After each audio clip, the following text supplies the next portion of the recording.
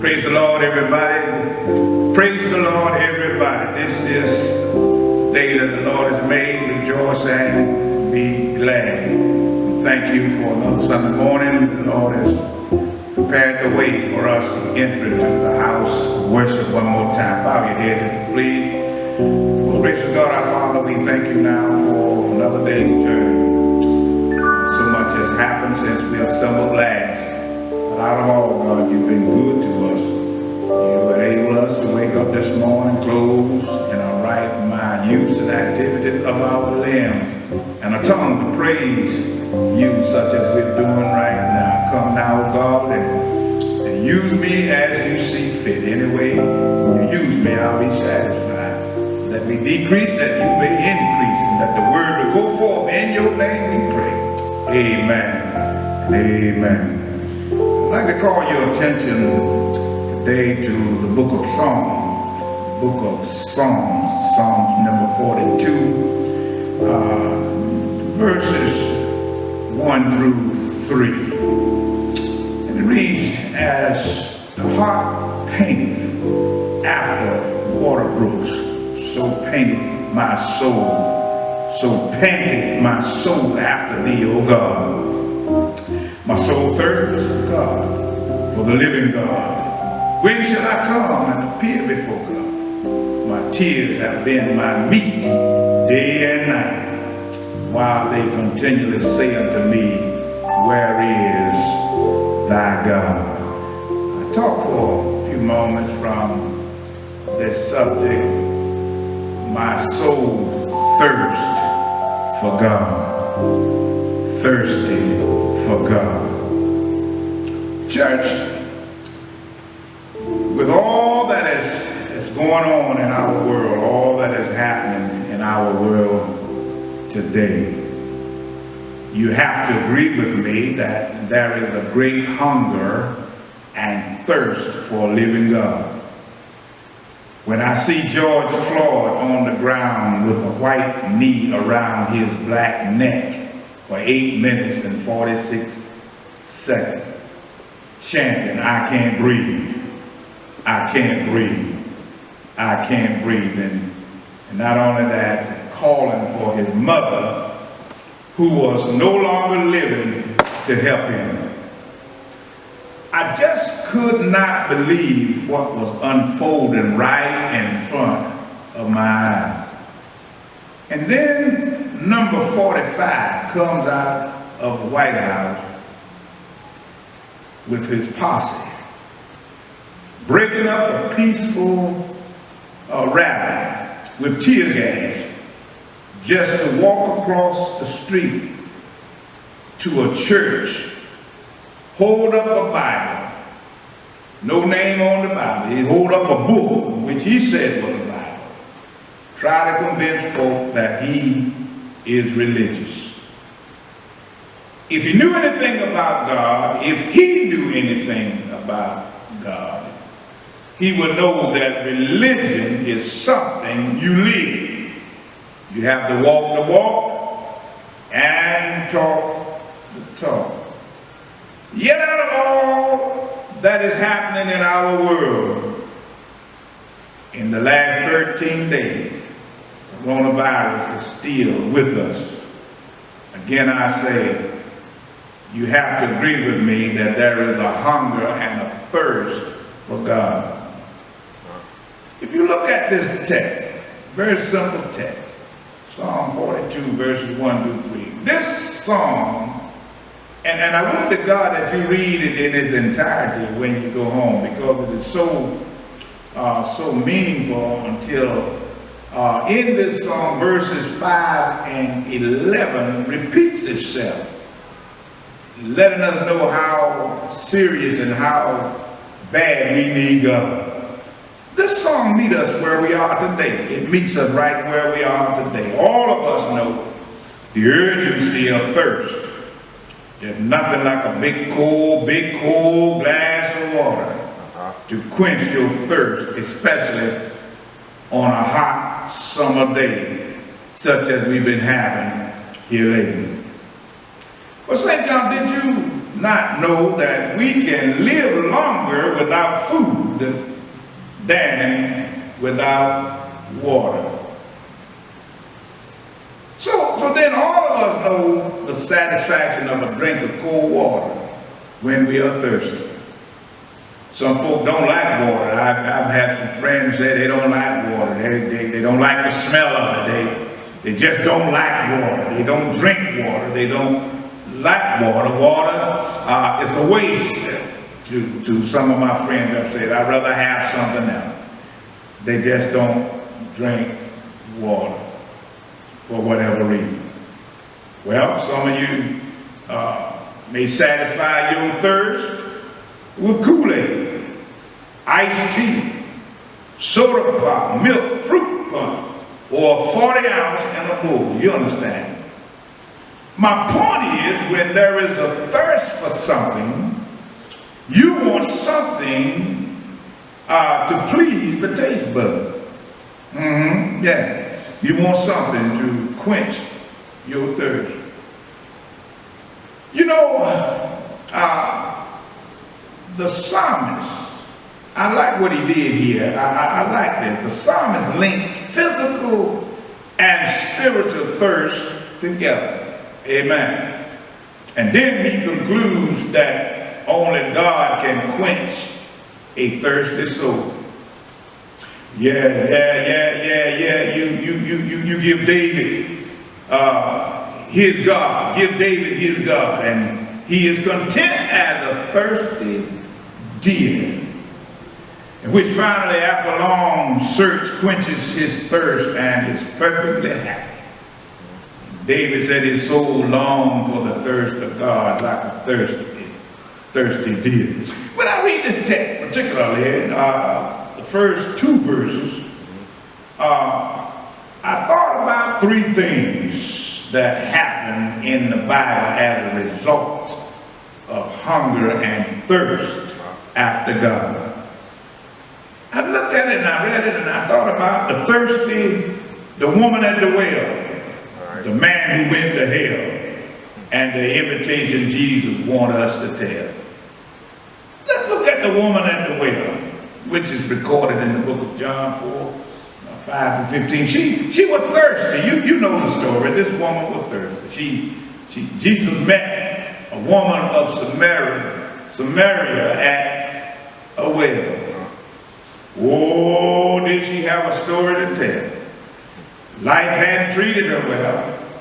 No reason why life hadn't treated her well according to her, because her inner thirst was revealed. Well, how do you know that her inner thirst was revealed? In her failed marriages. St. John, this woman kept looking for a man to bring satisfaction. Look at what it says. She had been married 5 times and was now living with one, not her husband. Jesus knew all about her thirst, just as he knows all about your fruitless search for happiness and peace of mind. Some of us are in a fruitless situation. You got no joy, you have no peace, no happiness. You're just there.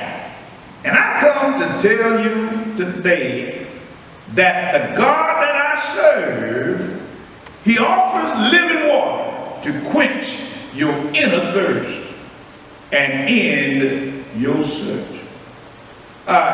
Get your inner thirst right with God, then you won't have to, I tell you, worry about should I leave or should I stay. Because there is something within. Once you get the inner thirst, there will be something within that holdeth the rein. And if you got the inner thirst together, I declare it will show on the outside. Church, once Jesus got the woman inner thirst together, listen to this. Once he talked with her and he got her inner thirst together, she went running, she dropped her water pot, shouting, "Come, see a man." that told me about everything I ever done. Look at her. What she's doing, she's testifying. It's showing on the outside. This suggests to me that a lot of us are thirsty on the inside, not on the outside. And look at the thirsty man for a second who was in hell. Luke talks about him in the 16th chapter. You remember reading about a man who tried to quench his thirst with wealth. Y'all pay attention now. This man, financially, he was doing very well. He was doing well. His portfolio looked mighty good. He looked good. He looked good. The Bible said he was living lavishly every day. In other words, he didn't have to worry about the price of what a steak cost. He just go on and get it. Yeah, he didn't have to worry about what gas cost. He just went on and got it. He was living, and he just wore what he put on purple every day. He was living lavishly every day. He was so unlike the poor, sickly beggar named Lazarus, who sit at the rich man's gate every day. And he sat there begging for the crumbs that fell from the rich man's table. Well, one day, you ought to hear this, something went wrong for the rich man. Yeah, he lost his health. Let me repeat that. The rich man lost his health. All of his finances were still intact. Had all of his wealth, but he lost his health. And after a while, you know what happened. The rich man died. The Bible said in hell he lifted his eyes. And you know what? His thirst lived on. His thirst lived on. The beggar died. The beggar died. He died. The beggar died and was in heaven in the bosom of Abraham. You know, church, the rich man in hell begged the beggar to drop a drop of water. Not a glass of water, but drop of water on his tortured tongue. In other words, send him, Father Abraham, please let him come and just dip his finger in the water and let a drop fall on my tongue, because I'm tormented down here in hell. What I'm trying to tell you is that it pays to treat everybody right, because you don't know who will bring you your last drop of water. We thirst too much for material things like the rich man. And when we search for the material thing, we don't have time to take care of spiritual business. We thirst too much for spiritual things like the rich man, when we ought to thirst for the thing that satisfies most. That's the soul. That is inner satisfaction. And last but not least, let us look at the invitation that God wants us to tell. And out of this, he wants us to send the message. He wants us to tell. He wants us to tell somebody. He said, let them that is athirst come. That's the invitation. Revelation, in the book of Revelation 22:17. He said, let them that is athirst come. Just that simple. If you're thirsty, come. Listen, if you're thirsty, you are invited to take of the water of life. The living water is free for the taking by faith. It was at the cross, blood and water flowed from Jesus' side. The blood announced forgiveness of sin, and the water announced a fountain of thirsty souls. I just want to tell you today, church, that Jesus endured the thirst of hell on the cross of Calvary. Listen to what he said before he died upon that old rugged cross. He said, I thirst. In other words, Christ died that we might never, ever thirst again. He bore our hell on Calvary so that we can go to heaven. You hear what I said? He bore our hell on the cross of Calvary so that we can go to heaven when we die. You know, I feel safe in saying Jesus paid it all. All to him I owe. Sin had messed us up, left a stain on us, but he washed us. He washed us whiter than snow. So we ought to be, today, my Christian friend, we ought to be one big river of joy. One big river of joy. When you roll up in here on Sunday morning, you ought to be thirsty for the word. You've been out there all week long and you had some dry spells. Some of you have been coughing up dust all week long. You feel down. You feel discouraged. You've been wounded in the house of a friend. You've been hurt by church saints. Children been acting silly. Husband won't do right to save his life. Wife acting funny. And to top it all off, the pandemic stay in place rule is still in place. The coronavirus is still out there and is about to blow your mind. Preacher, I just don't know what to do to quench this feeling. I don't know what to do to quench this thirst. I want to do something, but I don't know what to do. Preacher, what must I do? I come to tell you what you must do. I come to tell you what you need to do. You need to get your thirst in order. You need to get you a big drink of Jesus. You need to get Jesus in your spirit, in your soul. He's the one. Yeah, he's the one. I heard him when he said, I am the bread of life. He that cometh to me shall never hunger, and he that believeth on me shall never thirst. You know what? He wouldn't stop there. Look at what he said on the last day of the great feast, when Jesus stood and cried out saying, if anyone, y'all don't hear me, if anyone thirst, let him come to me and drink. He who believes in me, as the scripture said, out of the innermost being, shall flow rivers of living water. I'm finished when I tell you, whatever you're going through, whatever you're dealing with, it doesn't seem to comfort you. It doesn't seem to comfort your spirit. You prayed about it. You cried about it. You fast about it. And nothing seemed to work out for you. Let me encourage you today.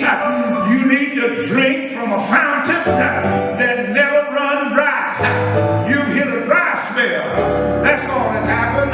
And being out of church for the last 8 weeks, and some of you have not picked up your Bible. Some of you have not had daily devotion. You hit a dry spell. But I come to tell you, you need to get you a big glass of Jesus. You need to put drink of Jesus. I don't mean get the water and sprinkle the water on you like Popoff. You know what I'm talking about. Peter Popoff says, drink the water, get the water and sprinkle it over you. You don't need to sprinkle the water over you. You need to drink the water. Lord have mercy. You need to drink it. You got to drink Jesus. You got to get him inside of you. Most folk got him on the outside. Jesus on the inside. Working on the outside. Can't you see a change in my life?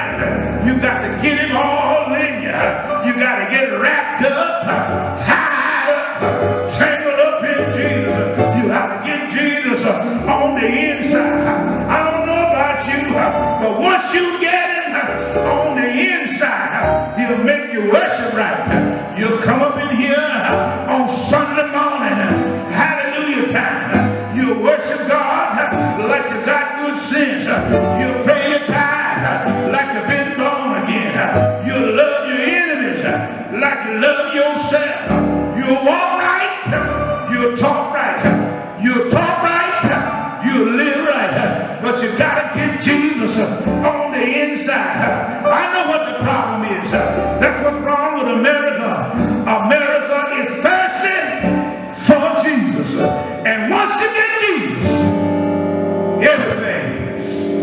be all right. God bless you. Thirsty for God. Thirsty for God. Amen. There is a fountain filled with blood drawn from Emmanuel's vein, and sinners beneath the